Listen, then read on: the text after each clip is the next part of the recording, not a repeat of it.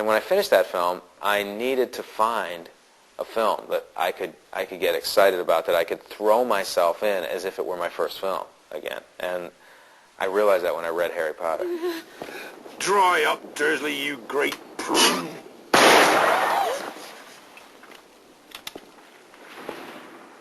Mind, I haven't seen you since you was a baby, Harry, but you're a bit more along than I would have expected, particularly round the middle.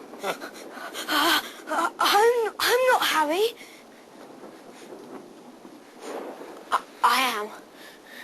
Well, of course you are.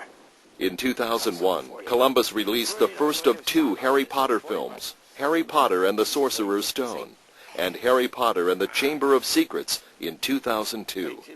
Shot entirely in England, the movie featured a young cast of actors that included Daniel Radcliffe, Emma Watson, and Rupert Grint, along with screen veterans Maggie Smith, Richard Harris, Alan Rickman, Kenneth Branagh, John Cleese, and Robbie Coltrane.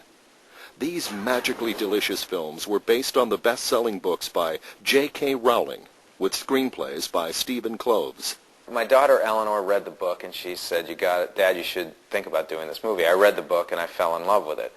And I called my agent. I said, "I'd love to do Harry Potter." And my agent says, "Yeah, well, so would every other director in town, including Steven Spielberg, who's probably going to do it." So I said, "Okay, I'll forget about it." I started writing another script, actually. And then about 3 months later, for some reason, Spielberg dropped out, and suddenly Warner Brothers was interviewing everyone, all of these directors. I remember getting the script in the mail, and it was a letter from Warner Brothers saying, "You must promise not to duplicate this script, to destroy it." I threw the letter away, and I went to the computer, and I started rewriting it. No one knew I was doing that. And I called my agent the next day, and I said, "Look, I need you to get me the last meeting. I want all these other directors to go in first. I want the last meeting." So I spent 10 days rewriting the entire script. And I flew to Los Angeles, and I met with the studio, and they said, "Well, why do you want to do the movie?" I said, "I just feel incredibly strongly about it. I can see the movie. I had a visual idea for the movie." And I put the script down, and I said, I've rewritten the script. Free of charge, no strings attached. I just wanted you guys to see what I would do with the movie. I think that surprised them. In Hollywood, no one will pick up a pencil without getting paid for it. And they had seen that I had taken these 10 days and rewritten it. Whether it was good or bad or anything, I think that made an impression on them, because so many directors are so pompous and so full of themselves. For me, each job is another job, and if you really want it, if it's something you desperately feel that you need to do, you'll work as hard as you possibly can to do it. And that's what I needed at that point as a director. I needed a film that I could completely throw myself into, and it was Harry Potter. And 2 weeks later, I got the job. And as a result, I took that script, and I gave it to Steve Kloves, the writer, and I said, "Look at these as my notes. Take what you want to use, and we'll throw out the rest." And since then, we've had a great relationship. Steve wrote both Harry Potter films, and he's a director himself. And it was my way of saying to the studio, "I'm committed to this."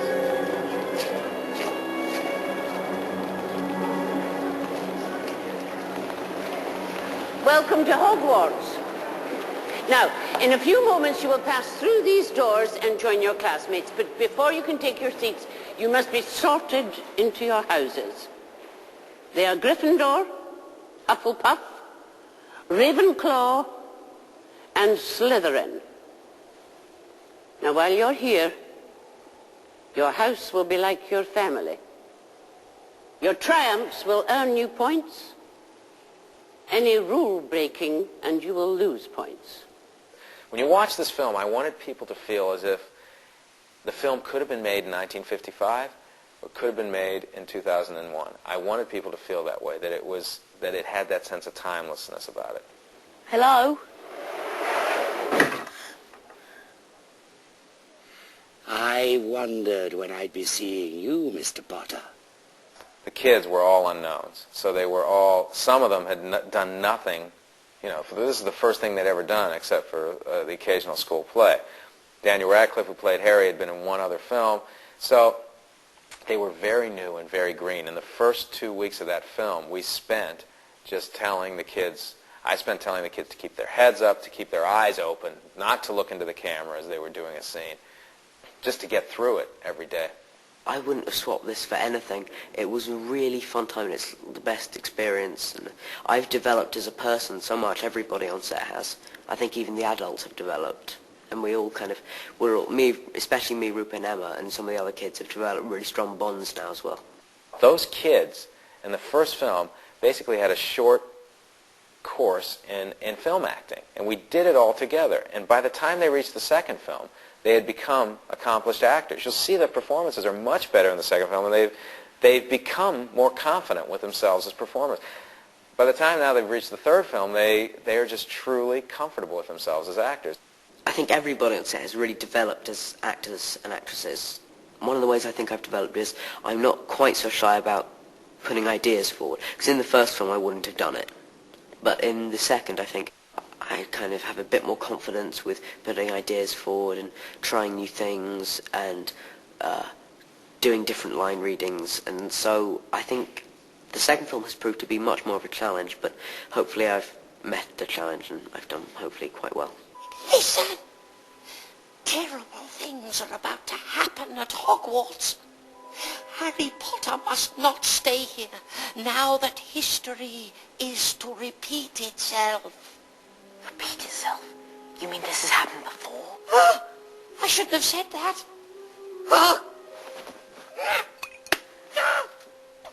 Dobby!